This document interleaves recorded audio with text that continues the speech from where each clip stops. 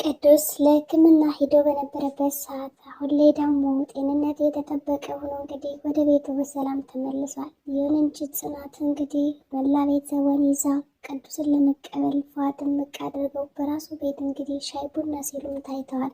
በሌላ በኩል እንግዲህ ኒና ምናልባት እንግዲህ ከዚህ ቤት ያው ቅዱስ ቆይቶ ስለመጣ ሰው ይመጣል በማለት እንግዲህ ቤቱን ጽድት አድርጋና ቡናውንም ምኑንም አቀራርባ ሴት መስላም ነበር የጠበቀችው። ይሁን እንጂ ቅዱስም እንግዲህ ከመግባቱ እንዴት ነው የሚያምሩ ቤቱ በማለት እንግዲህ በጣም አደንቋቸዋል። እንዲሁም ደግሞ የናቴና የኒና አንድ መሆን እንዲሁም ደግሞ መስማማት በጣም ተገርሞ ሳለ ቆይ ግን እነዚህ ልጆች የሆኑት ተስማምተው ነው እንዴት በማለትም ተገርሞ ነበር።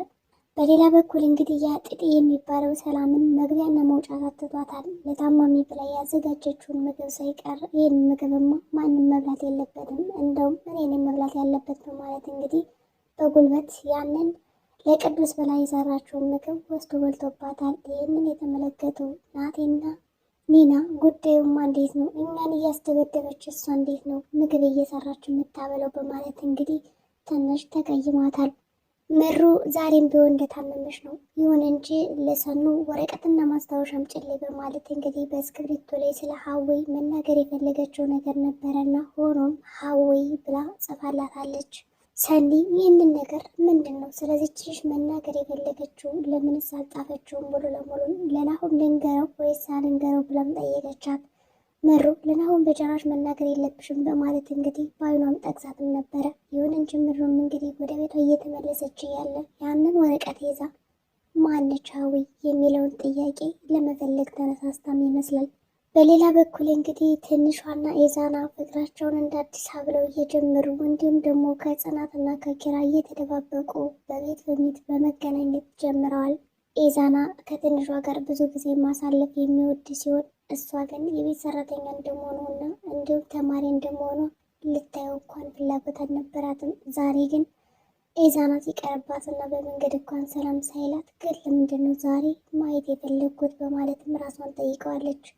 መጽሐፎቹን ዘርግታ እንግዲህ ለማንበብ ውጭ ብላ በነበረበት ሰዓት እንግዲህ ትንሿ ስለ ኤዛና ነበር ስታስበው የነበረ።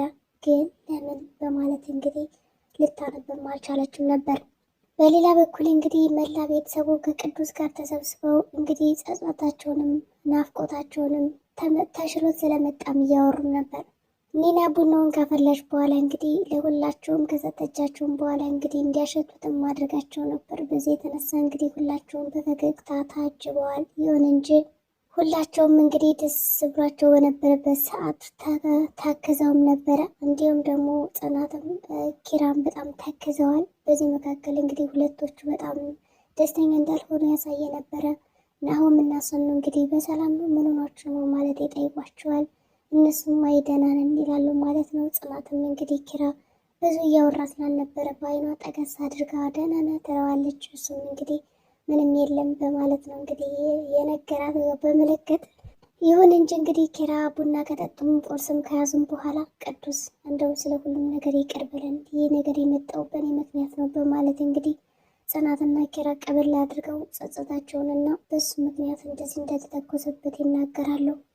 ኒናም አይ እናንተ ምን አደረገችሁ? እኔ ባመጣው ጦዝ ነው እንጂ ቅዱስ እንደዚህ ሆኖ ይቅር በለኝ በማለት አሁንም ይቅርታውን አቀበለች። ቅዱስም እንግዲህ አይ እናንተ ምንድን ነው ዛሬ ልታዝናኑኝ ነው? እንኳን ደህና መጣ ልትሉኝ የመጣችሁት ወይስ ደግሞ ጸጸታችሁን ልትናዘዙን የመጣችሁት? እንደዚህማ ማለት የለባችሁም በማለት እንግዲህ ወደ ተመለሱበት ጨዋታ እንዲመለሱ ይጋብዛቸዋል። ናቲም እንግዲህ እረሱስ ልክ ነህ፣ እኔ ጭንቀት አልወድም በማለት እንግዲህ ሁላቸውም ሲናዘዙ እንደዚሁ ማለት ይናገራል። ሰኑም ትክክል፣ ማንም ሰው ፈልጎበት እና አስቦበት ያደረገው ነገር አይደለም። ይህ እንግዲህ ሳናስበው የተፈጠረ አደጋ ነው፣ ስለዚህ መርሳት አለብን በማለት ጉዳዩን በአጭሩ ለመቋጨት ሞክረዋል። ኒናም እንግዲህ ናቲ ጭንቀት አልወድም ሲል አዎ እሱስ ልክ ነህ፣ ምናልባትም እኮ ፈንድተ ደግሞ ቤቱን ስጋ በስጋ ልታረገው ትችላለህ ትለዋለች። እንግዲህ ናቲም እንግዲህ አንቺ ዝም ብለሽ ቡና ሽናፊ በማለት ይተባበርባታል። እንግዲህ ቅዱስም ቆይ እነዚህ ልጆች ግን እንዴት ተቻችለው ኖሩ በማለት እንግዲህ ብድግ ያደርጋል የራሱን የሆነ ሀሳብ። ናሆምም እንግዲህ ቀበሌ ያደርግና አይ እንደ እውነት ለመናገር ይች ኒና አትችለውም ናቲ ይችላታል እንጂ በማለት እንግዲህ ከኒና ላይ ይተባበሩባታል። ጽናትም ቀበር ላደረገችና እንዴ ከኒና ራስ ወረድ በሉ ምንድን ነው እንደዚህም በመተባበር ልገሏት ነው እንዴ አለች። እንግዲህ አጅሪት ኒናም ከፍቷት የነበረችው ጽናት እሰይ ሰው ያሳጣሽ በማለት እንግዲህ በደስታ ነበር የታጀበች። እንግዲህ ሻይ ቡና ከጨረሱም በኋላ ሁላቸውም ወደ የቤታቸው መሰነባበት ጀምረዋል። መንገድ ላይ እየሄዱ ያለ ጽናት አሁንም እንደደበራት ያሳያል። ኪራም ከጓደኞቹ ጋር ሆኖ ምኖች ነው የደበረሽ ትመስያለሽ ምንድን ነው ይላታል። ናሆምና እንግዲህ ሰኑ ነበሩና በቃ እንደውም እነሱ ያስታርቁናል ለምን እነሱን አንጠይቃቸውም በማለት እንግዲህ ለማናገር ይሞክራሉ። ሰኑ ምን ሆናችሁ ነው በማለት እንግዲህ ከፊቷ ላይ ያለውን ንባብ አይታ ዝም አለቻት። አይ ምንም ደህና ነኝ በማለት እንግዲህ ሂደዋል። ይሁን እንጂ ሰኑም ምሩን አይታ ስለሰነበተች ዛሬ ማየት አለብኝ በማለት እንግዲህ ከናሆም ጋር ወደ ቤቱ ነበር የተመለሰች። ወደ ቤት ከመጣችም በኋላ እንግዲህ የምሩ እናት ጠፋሽ ልጅ በሰላም ነው ትላታለች። ምሩም ጠፋው አይደለ እያለች እንግዲህ ሰኑ እያወራቻት ነበር። ራሱ ስቀልድሽ ነው ልጅ አልጠፋሽም ዝናብ እያለቻት ነው። በዚህ የተነሳ በቃ ናሆም እኔ ቀድሜ ምሩን ሊያትልና ወደ ውስጥ ትገባለች። ወደ ውስጥ ከገባሽ በኋላ እንግዲህ ናሆም ታዲያስ እንዴት ነው ተኝታለች ተነስታለች እያለ ስለ ባለቤቱ ይጠይቃታል። የምሩ እናትም እንግዲህ አሁን ደህና ናት። እስኪ እንዲሁ ደስ ይላል እኮ በአሁኑ ሰዓት እንደዚህ አይነት ጓደኛ መገኘቱ እንደዚህ አይነት ጠያቂ እያለች እንግዲህ ሰኑን ስታመሰግንም ነበረ። ናሆምም ልክ ነሽ በጣም ነው የሚዋደዱ ይላታል።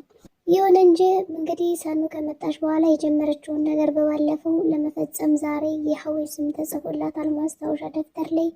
ሀዊም እያሰቃየቻት ነው። ስቃዋም እንግዲህ በስቷል። እንግዲህ ሰኑም ካወራች በኋላ ወደ ቤቷ ነበር የተመለሰች። ያንን ወረቀት ይዛ ስለ ሀዊ ምን ልትለኝ ነው የሚለውን ጥያቄ እንግዲህ በአእምሮ እያንሰላሰለች ስትሄድ በመንገድ የሆነ ሰው ይከታተላታል። ጆከርን የሚያስፈራረው ሰው እንግዲህ ጃኬቱን ለባብሶ ነበር ያስደነገጣት። እሷም እንግዲህ እየተሯሯጠች ወደ ቤት ነው የገባችው። በሌላ በኩል እንግዲህ ኤዛና ወደ እነ ጽናት ቤት ከሄደን በኋላ ነይ እንውጣ በማለት እንግዲህ ማንም በሌለበት ትንሿን ወደ ራሱ ቤት ይዟት መጥቷል። ይሁን እንጂ እነሱ ከነ ቅዱስ ቤት ስለሄዱ ተሎ አይመጡም ብሎ አስቦ ነበር ከዛ ቤት እንድትወጣ ያደረጋት። ትንሿ አልሄድም ብትለውም እንደምንም አድርጎ አስወስዷታል። በሌላ በኩል እንግዲህ ኤዛና ያቺ መቅድ የምትባለውን ጓደኛዋን አግኝቶ በትንሿ ስትመጭብኝ ዛሬ ለሁለተኛ ጊዜ ነው፣ በሶስተኛ ጊዜ ግን እንደማረግሽ አታውቂም እና ከሷ ጭንቅላት ወረድ ብትይ የተሻለ ነው በማለት ያሳስባታል። ይሁን እንጂ መቅደስ እንግዲህ እሷን ስለጠራት በጣም አምሮባትና ዘንጣ ነበር የመጣችው። ቆየው አይደል አምሮብኛል አይደል ለምን ነበር የፈለግከኝ በማለት በጥያቄ አታድፈዋለች። እሱም የጠራሁሽ ለምን እንደሆነ ብታውቂ እንደዛ ትደሰችም ነበረ እና ከትንሿ ጭንቅላት ወረድ ይላታል። መቅዲ በጣም ትናደድና እንደውም አላለቅስም ትልና ብቻውን ቁጭ ብላ እንግዲህ ማልቀስ ጀመረች። ቆይ ግን ትንሿ ማን ስለሆነች ነው ሁሉም የሚወዳት? ለምንድን ነው ሁሉም እሷን የሚለው? እንደውም እበቀላታለሁ። ጥላቸው እየከፋና እየበዛ ነው የሚሄደው እንጂ በዚህ ልክ ዝም ልል አይገባም በማለት እንግዲህ በጣም ክፉ ነገር እያሰበች ነው። ተንኮልም አሰበች።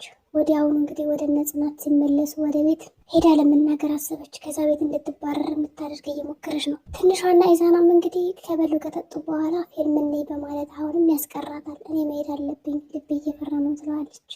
እሱም የት እንደሄዱ ስለማውቅ አትፍሪ በማለት ነበር የመለሰላት። ይሁን እንጂ ቀድመዋት ወደ ቤት ተመልሰዋል።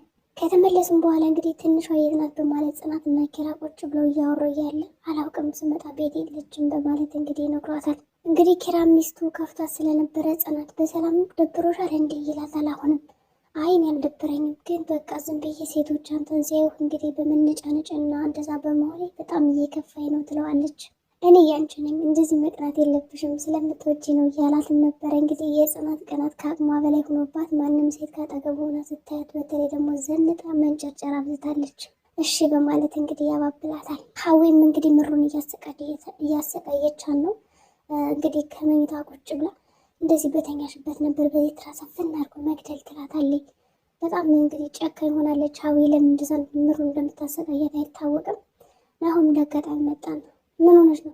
ትናንትና በህልሜ ልታነቅ ነበር ምናምን ስትይ የነበረው አሁን ደግሞ እንደዚህ ፏዝን ምጥነች ፀጉርሽ እንደዛ አስተካክለሽ ይላታል።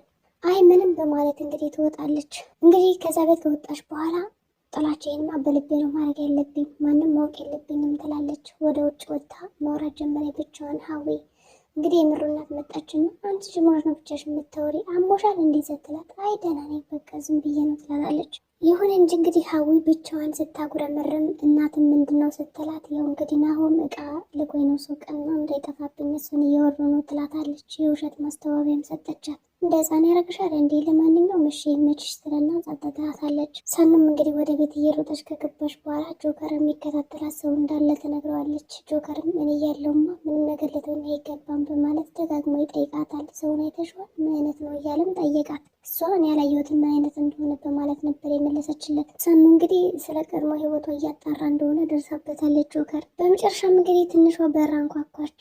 ሂዶም እንግዲህ ኪራ ነበር የከፈተላት። የት ነበርሽ ይላታል። ውጭ ነበርኩ ላጠና ወጥቼ ትለዋለች። የዛን አብረን ግባ ቢባል እንግዲህ እየገባን ነበረ።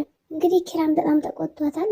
ከጽናት ጋር መጣላት የለብሽም ብዬ ደጋግሜ ነገርኩሽ፣ ግን አንቺ እየሰማሽ አይደለም በማለት ያው ያስተባብላታል። እሷም ይቅርታ በማለት እንግዲህ ተከታትለው ገብታለች። እንግዲህ ዛሬ ቪዲዮአችን ይህን ይመስል ነበር። በቀጣይ ቪዲዮ እስከምንገናኝ መልካም ጊዜ